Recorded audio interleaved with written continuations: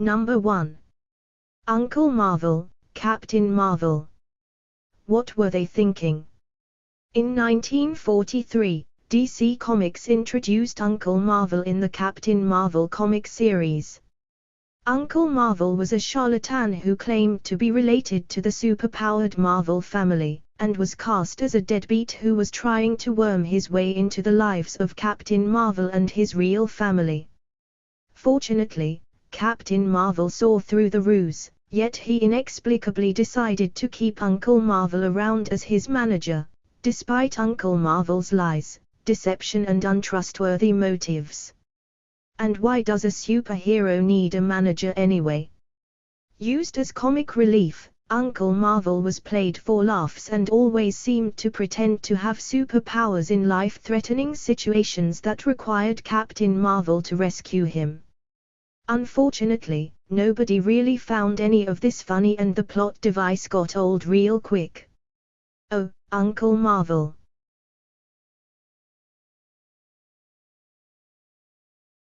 Number 2. Ace the Bat Hound, Batman. We had to acknowledge that Batman, too, has had some pretty bad sidekicks over the years, none worse than Ace the Bat Hound, which first appeared in Batman comics in 1955. Generally speaking, pets are never a good idea for sidekicks. We've already mentioned Beppo the Super Monkey, right?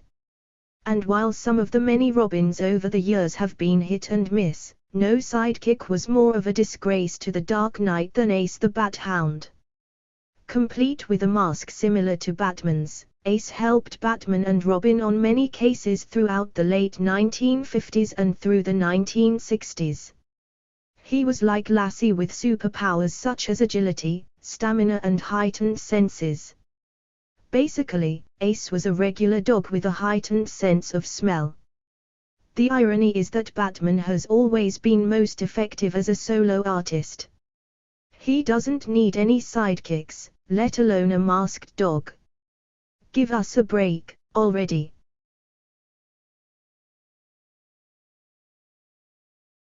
Number 3. Snapper Carr, Justice League of America.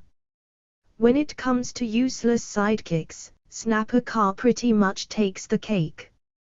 He's a regular guy with no superpowers who never gets into a fight. He's known as Snapper because of his penchant for snapping his fingers when happy. Why he's been associated with the Justice League of America since their formation in the 1960s is anybody's guess. Like many sidekicks, Snapper Carr seems to exist to get into trouble so the superheroes associated with him have someone to rescue.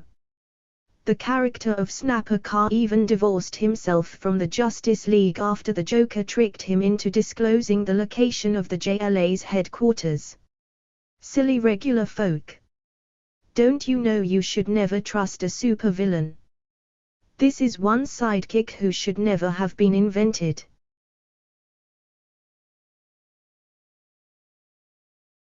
Number 4. HERBIE. The Fantastic Four. Where to start with HERBIE from the Fantastic Four? First appearing in the 1979 Fantastic Four animated series, HERBIE was created because producers of the cartoon show were unable to use the Human Torch due to a dispute over the character's rights. To replace Johnny Storm, aka the Human Torch, the producers of the TV show came up with a robot sidekick in the vein of R2-D2 and C-3PO called HERBIE. Sadly, the character of HERBIE was integrated into the Marvel comic books and served to both help the Fantastic Four fight crime and also look after the team's headquarters, the Baxter Building, even serving as a nanny of sorts to Reed Richards and Sue Storm's son Franklin. By the way, the acronym HERBIE stands for Humanoid Experimental Robot, B-Type, Integrated Electronics. All the kids know that.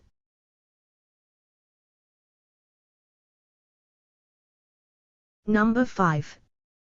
Crypto the Superdog, Supergirl, Superboy and Jimmy Olsen, Superman. Has anyone had a worse string of sidekicks than Superman? Why would DC Comics feel that the world's most indestructible superhero needs any sidekicks in the first place? But sidekicks he has had over the years, and there have been some doozies. Supergirl and Superboy have been annoying for no other reason than they are the same as Superman but designed to appeal to younger readers. Jimmy Olsen seems to do nothing but get into trouble so that Superman can save him time and again. And Krypto the Superdog is, well, just plain wrong. Poor Superman. It's like his only weakness besides kryptonite is lame sidekicks. If anyone can handle things on his own, it should be Superman. Sadly, Krypto the Superdog proved popular enough to get his own animated television series in 2005. Fortunately, the show was cancelled after 2 seasons. Sadly, Superdog was one of many super pets featured in Superman over the years. Anyone remember Beppo the Super Monkey? Number 6. Aquagirl, Aquama. The character of Aquama is a hard enough sell without bringing sidekicks into the equation. But that's the mistake DC Comics made in 1967 when they introduced Aquagirl as a wild, wet and wacky new character in the Aquama comics. Believe it or not, Aquagirl survived and hung around for about 20 years, and she even became a member of the Teen Titans in the 1980s. Fortunately, the character was killed off in the miniseries Crisis on Infinite Earth. Ironically, although perhaps befitting, Aquagirl actually drowned when she died. Bizarre, right? The water she was in at the time of her death was purportedly poisoned. Still, there are more fitting ways to kill off a character whose only superpower was that she could breathe underwater. Pretty pathetic all around.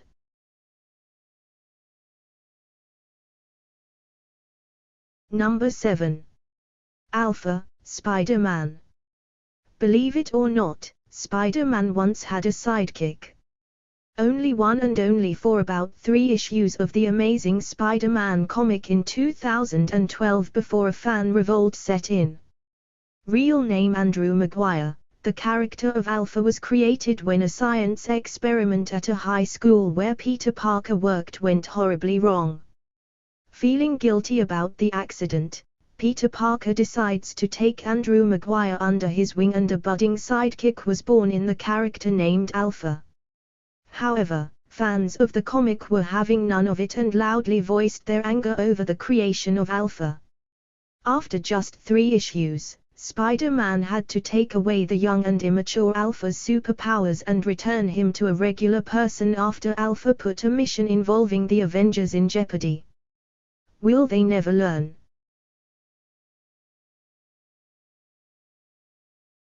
Number 8. Rick Jones, the Incredible Hulk. This sidekick appeared in a number of Marvel comic book titles, including Captain America and Captain Marvel.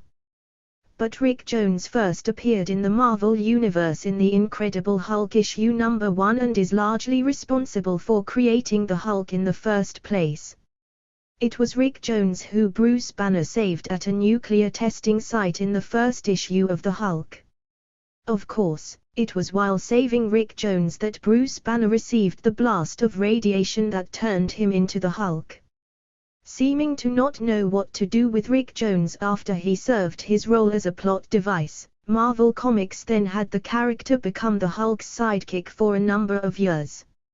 Rick Jones was even an honorary member of the Avengers once the Hulk joined the superhero team. The problem is that Rick Jones has no powers, no talent and no reason to be any hero's sidekick, let alone the Hulk, who is monosyllabic and seemingly out of control at all times. For being largely useless, Rick Jones makes this list.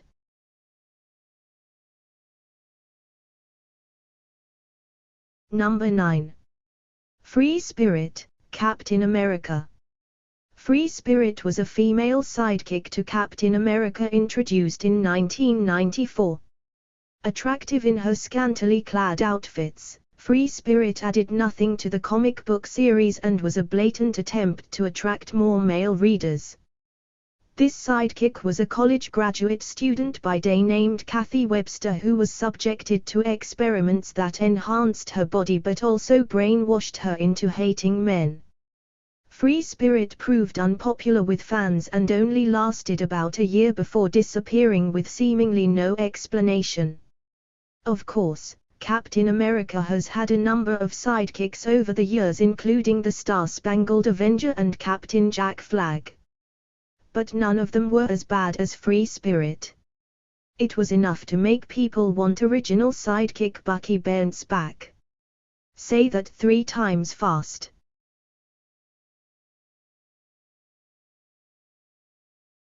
Number 10. War Machine, Iron Man. On paper, War Machine looks pretty decent. The character of James Rhodes is a US Marine and he wears a suit very similar to Iron Man. However, the problem with this sidekick is that he is too similar to Iron Man. While a lot of sidekicks have similar abilities to their partners, War Machine is almost identical to Iron Man. And the similarities raise the question of why War Machine is necessary. Furthermore, the character has never succeeded in the solo comics he's been given, and what did he really do in the Iron Man film series?